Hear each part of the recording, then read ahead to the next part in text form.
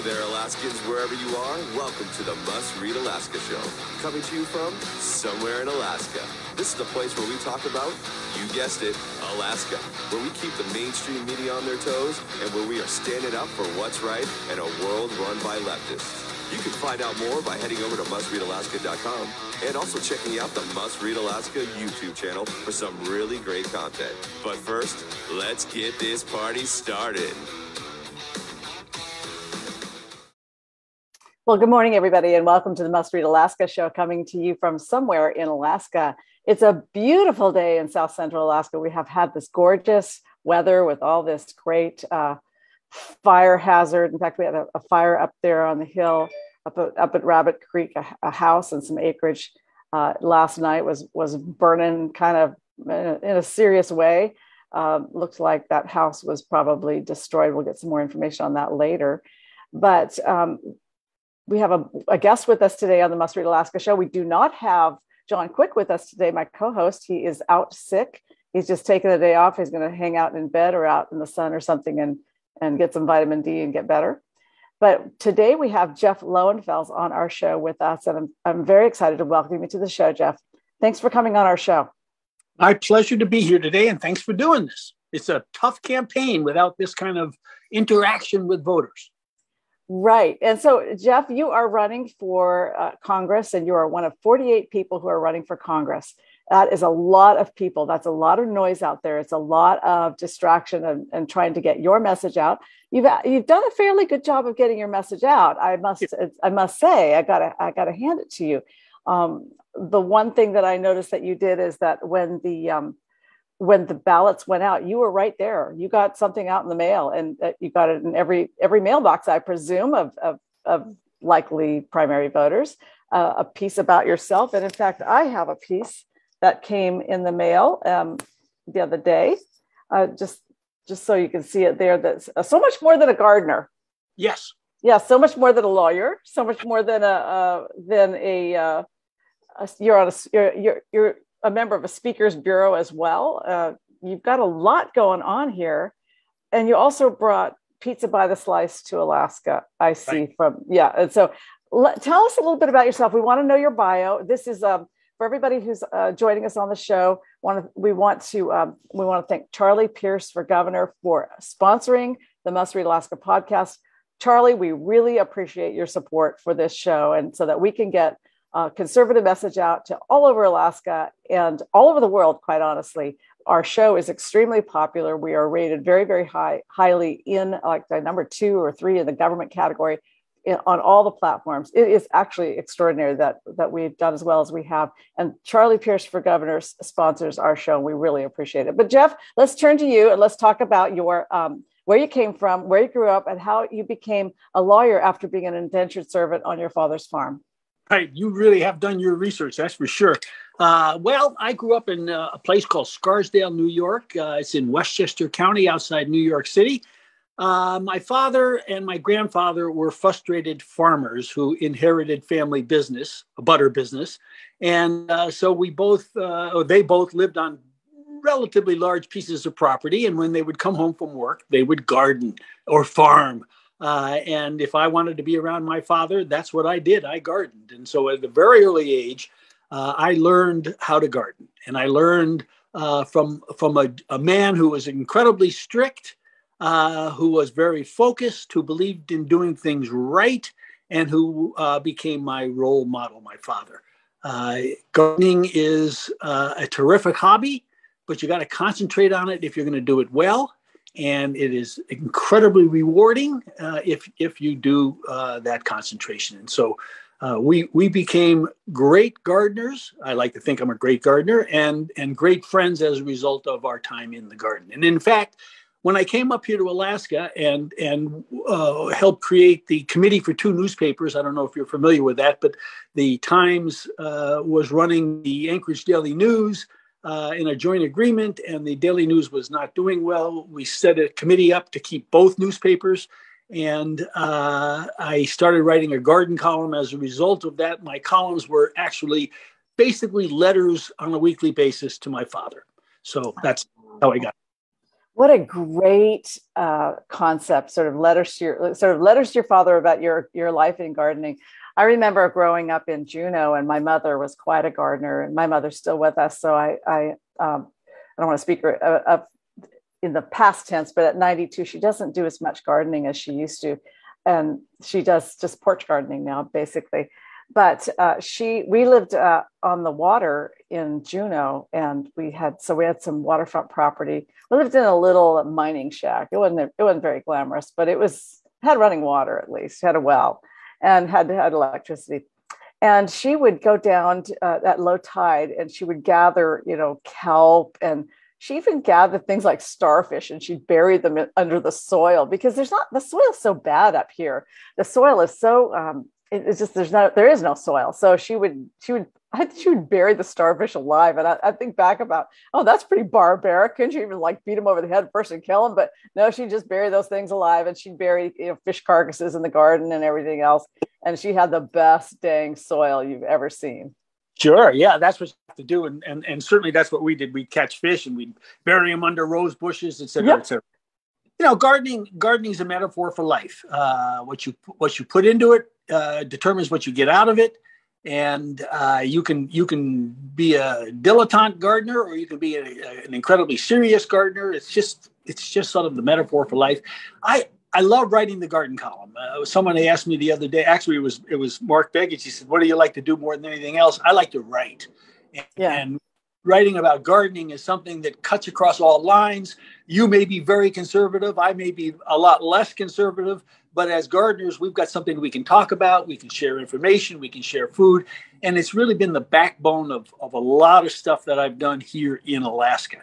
One of the reasons that I think that I can be a good congressman is because I write that garden column. I would incidentally intend to continue to write it even in Congress if the paper would let me do it. But it connects me to people. And people come up and ask me questions, and they don't care whether I'm a Republican or a Democrat. They just want to know, how do we plant these potatoes, or what do we do about the spruce bark beetle, et cetera, et cetera. And so it's really a unifying thing here in Alaska. We may argue about fishing, where to fish and how to fish. We don't argue about gardening. Everybody gardens. And it is the number one hobby. And it's just been a terrific way for me to sort of be a public servant in a way. I don't get paid very much. I don't work for the newspaper. I just write the column.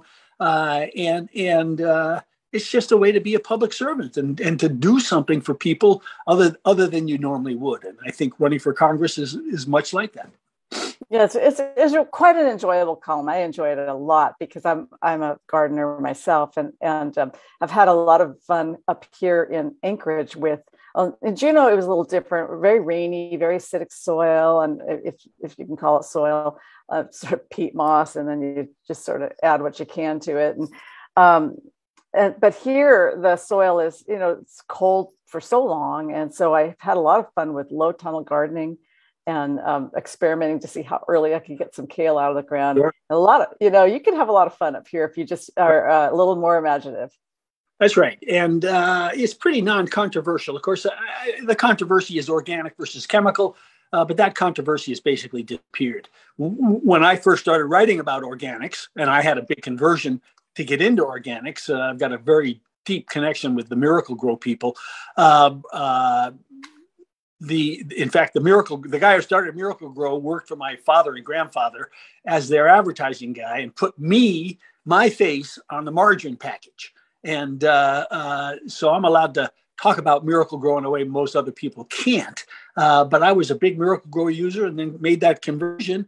It was very controversial, but now virtually everybody understands, that we really shouldn't be putting a lot of this garbage down on the ground. And I would use this gardening tool just as I do here in Congress. I mean, it is a nice pivot. Nice pivot there, Jeff. Let's talk about Congress.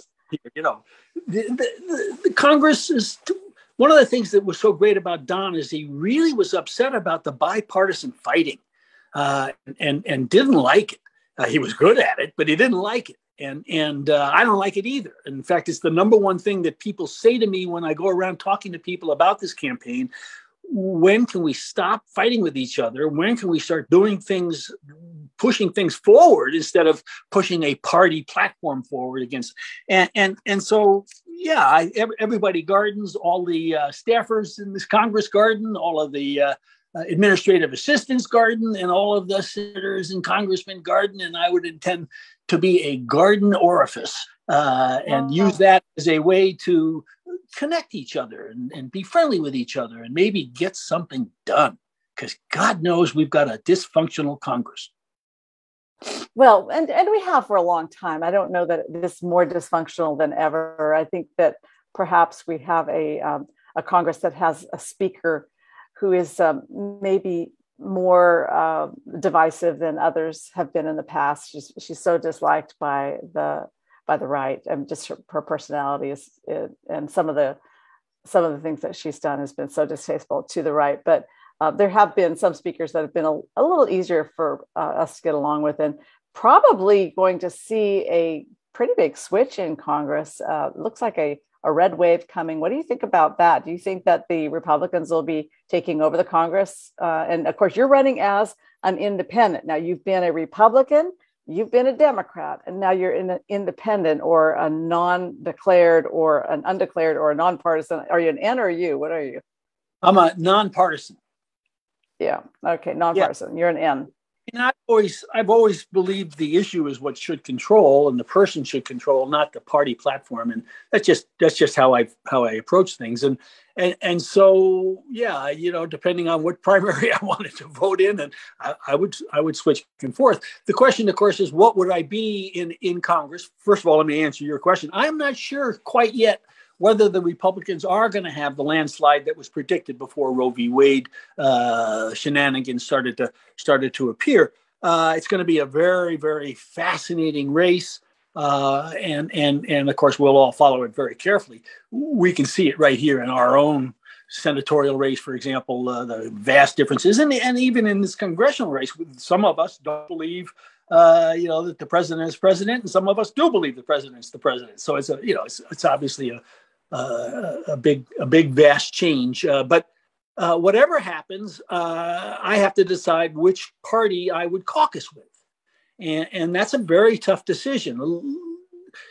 Part of it would be after consultation with our senators. What would be best for Alaska? Would it be a good idea maybe to have one of us in the Democratic tent? That's a tough one. That's a very, very tough one. I have to really consult with a lot of people, including you, as to where I would go if I was elected. It's a very difficult decision. Well, I'll just say that Alaska has had somebody in Congress since Nick Begich the first. He was a Democrat, but he was a conservative Democrat. I think he was pro-resource development, and he was probably pro-family, and probably, I would imagine that he was more traditional than some of the Democrats that we're seeing today and what they're bringing to the table.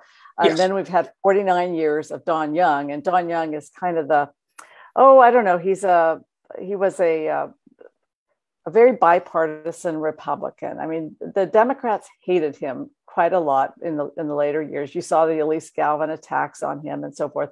But the unions appreciated that he was always bringing pork back to the state. And so they were cautious about not supporting him. And we haven't had a Democrat for 50 years. So that would be an interesting move for you if you caucus with the Democrats as an independent. How do you even get them to sort of support you in doing that? I don't understand how that works. I mean, you'd have to work it out. I'm not sure either. The one thing I went to school with Chuck Schumer. So maybe. I'm so sorry. Do that. Maybe he would help. We were not. No, he's in the other body, but yeah. Okay. I get it. That's what I'm saying. But yeah, we're not. It's not like we're the best of friends. Let me tell you that. I tried to get him to come up here to see Anwar. And we were actually standing at separate urinals as I was asking him, come up to Alaska. This was during a reunion. And he said, I can't do it. I've tried for years and years and years to get him to come up and just see Anwar. Now, you talk about conservative and liberal, et cetera, et cetera. I don't know what I am. I am clearly for oil development in Anwar. I have no problem with that whatsoever. NPRA, we should develop the whole thing, not just the little portions of it. I think Biden made a mistake taking it away. I represented oil companies. I was Conoco's attorney when they were developing Milne Point. I represented a lot of oil and gas companies. Of course, I did the Yukon Pacific project, which was a big gas project. So I'm all for development. I know we as Alaskans can do it properly. We've done it in the past. We'll do it in the future. We need jobs. We need an economy. I am all for mining. I am all for oil and gas development, although I've got a couple of different ideas about it. So I don't know if I'm a conservative or a liberal as far as you're concerned in that regard. But I've got a very deep background in natural resources. People think I'm just a gardener. But in fact, I've represented every single state agency as an assistant attorney general that had anything to do with natural resources, from the Oil and Gas Conservation Commission, Oil and Gas Division, Division of Lands, Division of Minerals and Energy Management, DEC, Fish and Game. I represented them all. And I learned the issues that we face as a state with regard to natural resources development here. So I've got a great background in that regard. I'm a little bit dismayed that some of the issues that I was dealing with back in the late 1970s are still there. Land withdrawals that should have been taken care of and cleared up a long time ago, all that kind of stuff. We just get screwed by the federal government. So my philosophy is this. There are really three things that you have to do as a congressman from Alaska. The first is you've got to make sure that Alaska is not forgotten during the legislative process. Now, I read statutes for a living. I don't think anybody else who's running for this office does. I understand the importance of legislative history. I understand the importance of shall versus may. As I say, I read statutes as a living. I'm a lawyer. I'm an attorney. I can't help it. That's what I am because I wasn't capable of becoming a doctor. I'm so sorry. So I understand what's going on in that regard, and I know that you've got to pay particular attention as congressperson to make sure that Alaska fits into any piece of legislation that goes through. The second thing we have to do is we've got to make sure that we've got an office up here, as Don did, that can handle constituency problems with the federal government. We deal with the federal government more than any other state. Our land is owned by the feds. We've got a NILCA. We've got ANCSA problems. We've got all sorts of issues that require that we deal with the federal government. And we have to have top-notch representation for Alaskans here in Alaska when they're dealing with the federal government. That's what I did as an attorney. I represented Alaskan clients that needed help. I know ANILCA. I know ANCSA. I know what's going on. I know the issues. And I think that people will find that I am able to help them in a much better way than any of the other candidates, because I've been there, and I've been there with people just like them. Okay, that's. I think that was 2, or was that 3? Excuse me. That was oil and gas, resources, lawyer, constituent services. You said there was. Constituent services, of course, means you've got to be able to represent constituents for non-Alaskan things as well.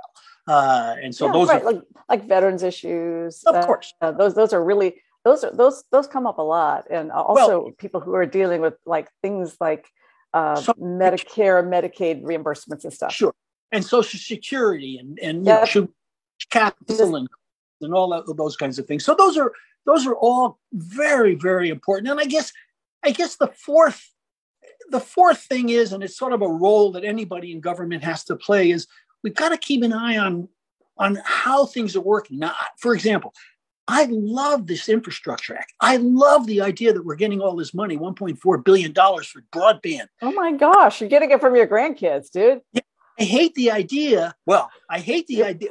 We need it here in Alaska. We're building poverty in by not having internet. So I don't care if the grandkids have to pay for it. We need to have it so that they can pay for it. But as far as I'm concerned, we're fighting with each other.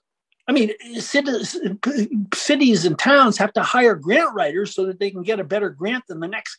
That doesn't make sense to me. We're one state with one big, gigantic problem. And I think as the the delegation and it has to have an overriding look at this stuff. Maybe that's what the Denali Commission was supposed to be. I don't know, but I don't like the idea that we're fighting with each other over our kids' education capabilities of getting internet. That doesn't make sense to me. Everybody needs it, and nobody can wait 10 years for it either. They need it now. So where's Elon Musk? Let's bring him in here and let's get. Oh, he's got Starlink all over the place. It's activated up here, and people are using it. So that's very interesting. And you and I differ on that infrastructure package. But Don Young was one of 13 who, he actually pulled the Republicans together and pushed that over the line for the Biden administration. And Joe Biden gave him credit for that. And so in some ways, some people appreciate that. I know there are a lot of people who are looking to tap some of that money for their projects, for their nonprofits, for their, like you said, for the growth of internet and broadband in Alaska. There are other people who say, we're going to be printing money for a long time. And while we've watched the cost of all of our goods and services go this way, we've watched the value of our dollar go that way. So the delta is starting to get really large. It's not 11%. It is a massive delta. And I don't know what the delta is. I mean, I will just admit, it's just, you feel it because you see your investments go down and your the cost of living go up. But you think that this is a good thing. You think that borrowing this money to do these projects is a good thing. For Alaska? Absolutely. Yeah, I do. We've got, as Don said, we've got 39 bridges that are in bad shape. That's all the bridges in the state. I mean, we've got some problems here. And of course, we were helped an awful lot by the delegation. I mean, Ed Stevens and crew, what a terrific, we loved what he brought in here, so on the one hand, we say, we were spending too much money. On the other hand, we love that money here in Alaska. So we've got to be careful about what we do. And I understand what you're saying. We've got to be very, very careful. But when it comes to educating our kids, which is what that broadband infrastructure situation will create, and stimulating an economy in the bush that we haven't been able to have because people didn't work remotely and now they do. I think it's so important for this state. We've got to get on it. We've just got to get on it. I think everybody agrees. It's just a question of how quickly can we do it, and can we do it without competing with each other? That's a real tough problem for me. But yeah. Of course, the rural Alaska is always sort of it is at the end of the line for all this stuff. And the reason is because when you have 100 people who live in a place versus 150,000 people, that's just how that works. I mean, that's the reality of life. I don't know if you can change that. Also that in Alaska, we need to pay attention to those villages of 100 people. I mean, we talk about oil and gas development, etc. None of that's ever going to impact them. What's going to impact them is a renewable river generator, or a tidal power or something, things like that. And so we pay a lot of attention when you look at the things that Don accomplished his last year. You take a look at the budgetary stuff. It's extraordinary, So you're going to ask me, so what are some of the things that you like, and I'm going to talk gas pipeline and LNG and all that stuff. Really, when you think about it, that is nothing as far as the congressional duties are concerned. It's the 2 wells in Amonuk. It's the need for 4 telephone poles outside the public health. Those are the kinds of things that an Alaskan congressman has to pay attention to. I'm not quite sure how you do it. I'm hoping there's a great infrastructure back there, but it is amazing when you look at the budgetary things that were included for Alaskans by Don Young. It pales the big issues that we like to talk about, but really don't have day-to-day impact on the state. So again, as an attorney, those are the kind of details that I paid attention to.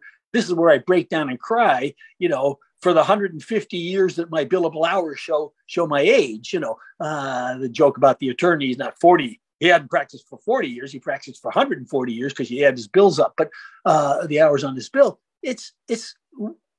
we've got little teeny details we need to be paying a lot of attention to. And that's what I would hope to do. Well, let's pivot for just a second, because we're not going to agree on that. But let's pivot and see if we agree on things like the marijuana caucus. Of course, yes. You know that Don Young was a part and a founder of the cannabis caucus in the House, and so he believed in pretty widespread legalization of marijuana, and of course it's fairly legal in Alaska, and I think that's why he took a lead role on it, because our state has kind of legalized it. But what is your role? What is your position on the marijuana caucus? Would you join it? And would you push for federal legalization? Yes. I am the only candidate probably in the country that's written a book on cannabis. So one of my 4, soon to be 5 books is about a special kind of cannabis that grows particularly well here in Alaska, called auto flowering cannabis. That's not what we called it when I was in high school, but go ahead. No, in high school it didn't exist, because this is a brand new 3rd kind of cannabis. Okay. Yeah, I know what you call it in high school. And yeah, you know what I call it in high school, don't you? So as far as the caucus is concerned, not only do I want to be on it, but I want to rename it. I don't like the word marijuana. I think it's a racist word. It was put in place by a guy who wanted to make sure that marijuana was banned forever. And so every time we use it, it's like putting a statue up to Harry Anslinger. So I like to call it cannabis. That's what it is. And, I'm all in favor of it. And as I say, I'm the only candidate probably in North America that's ever written a book on cannabis. It does very well. It's been translated into a couple of languages. And it is certainly something that we've wasted too much time and too much money on. Well, it's certainly changed a lot. The marijuana, or the cannabis, as you call it, that we have today is so much stronger than it was back in the 1960s when it started becoming popular in use. I mean, it is almost to the point where it is like a hallucinogen. It is that strong. And we have quite a bit of it being used in Anchorage. I mean, in every place you go. In fact, I was driving down the road yesterday, and my car all of a sudden smelled like pot. I know, it was very weird. It was just a weird thing. But the car in front of me, somebody was smoking pot, and my intake was bringing it in. And I thought, what if I got pulled over and I had to roll down my window? Would I be able to convince the officer that I wasn't the one smoking pot? It was that car. But I mean, it is actually pretty. The usage is pretty widespread, and I guarantee you, people are using it while they're driving. Yeah, and we need to, obviously, like alcohol, we need to treat it like alcohol. We have to be careful about it. Kids, et cetera, et cetera. It is getting. There are strains that are stronger. I think what I see in the future is more attention to the individual constituents in the cannabis plant. So you'll get CBD and CBGN and all sorts of different kinds of stuff. As far as the strains are concerned, use less. That's the answer. But yeah, I'm in favor of it. Again, we wasted billions and billions of dollars on a plant, folks. It's just a plant. Well, kind of like opium poppies. They're just a plant, right? Exactly. They are. Yeah. You can misuse anything. So we got to be careful in that regard. But yeah, I would certainly be a part of the cannabis caucus. All right. So we're going to run out of time here, but I really want to hear what you think about Roe v. Wade. So in the remaining time that we have, let's talk about Roe v. Wade, and then we'll sign off, because obviously the Supreme Court has already signaled through the leak that came out a few weeks ago that it plans to overturn Roe versus Wade and then turn the issue of abortion back to the states and let the states battle it out. And of course, for conservatives, I think that they like this decision mainly, but it's careful what you wish for, because the states are going to become the battleground. And so talk to us about how you see that as a lawyer, as a citizen, as a pro-choice candidate. Well, I won't. I am a pro-choice candidate. I don't, dance around that issue at all. I don't believe it's any of my business nor the government's business. And I always scratch my head thinking about conservative, liberal. Isn't the conservative approach, you let women do what they want to do with their own bodies, and you leave it alone. Kill those babies. No big deal. Kill them. Just anyway. Cut their heads off. That's all right. Well, it depends on how you think about this stuff. But it's not as far as I'm concerned, it's not my business. It is the woman's business. Obviously, her mate as well, probably. But it's not my business. not the government's business, as far as I'm concerned. Well, I mean, that's just sort of where I come from. Okay, so I had this discussion. I had this discussion with Santa Claus the other day, who's also running, and he also said it's not the government's business; it's the woman's business. And I said I was going to make it my mission to help him understand that it's the baby's business too. I was reading this morning that, and Santa Claus, if you're watching, this is for you as well, that in the womb at 10 weeks, the baby has teeth, and the baby's teeth are attaching to its jaw. So that's the way that it will eat when it finally comes out, and it will not have teeth when it comes out. On a very rare occasion, it does, but those teeth don't form and don't actually punch through the gum line until about 6 months. But they are in existence at 10 weeks. Isn't that fascinating? It is. It is fascinating. But I watch plant embryos as well. As I say, my belief is the woman has the right to choose, not me, not. And it's the woman's choice. I really resent it. People call me a baby killer. I am just saying it is not my business. It is the woman's right to make a determination. So now let's talk about it from a legal perspective. Of course, the leak was very, very interesting. First time it's ever happened. You can speculate as to why, and et cetera, et cetera. But the impact has been almost it's been very understandable, I guess, that people who are pro would be concerned one way and people against the other way. We got to wait and see what the final is going to be. It'll be extremely interesting to see what the impact is on the issue of stare decisis, which doesn't apply to the Supreme Court, but applies to lower courts. For 50 years, this has been a constitutional right, and now it's gone. It's going to be fascinating to see how that is handled on a federal level, whether there'll be more congressional votes on the issue. But you are absolutely right. It's going to throw it into the states. Each state's going to have their own approach. It could get ugly or it could be beautiful. I don't know. Yeah, I understand that California is starting to have a program where they just pay people who want to come and get abortions in their state. So they'll be an abortion state, and there may be others that will be, and some states won't be, like Louisiana, probably not so much. No, but Alaska has a right to privacy, and I think that's although our right to privacy is written in the Constitution, and of course the big issue is whether the right to privacy is really written into the federal Constitution. So we'll be an abortion state here, I would suspect. All right. Well, listen, we could talk about that all day. And of course, the audience doesn't want us to, because they've got other things they want to do. And it's such a difficult topic for so many people. But we're kind of run out of time. So I want you to tell people how they can find out more about your campaign for Congress. Oh, by the way, before we're done, I'll make it my mission in life to change you so that you're pro-life rather than pro-choice. Okay. And so that'll be my mission in life. But tell us how we can find out about your campaign for Congress. Sure. Well, you can write me at jeff@gardner.com. That's the easiest way. Or you can go to alaskansforjeff.com. I have a Facebook page, Jeff Lowenfels for Congress. And that's about it. This has been a very frustrating campaign. When all of us got into it, I'm sure we all thought there were going to be many more opportunities to have interfaces like this and to have debates. And I certainly appreciate your doing this. It's been incredibly unhealthy, I think, for Alaska to have so many people running with the inability of the press to be able to interact in a normal kind of fashion. It's just one of those things that's happened. It's no one's fault, but it's unfortunate. Yeah, it's really difficult when you have 48 people, and then the media kind of has to make some choices about who they think is viable. And speaking of viable, and so they have very limited staff as well. I mean, all of the media, they're just running on fumes. They barely can function without having 48 interviews to have to do.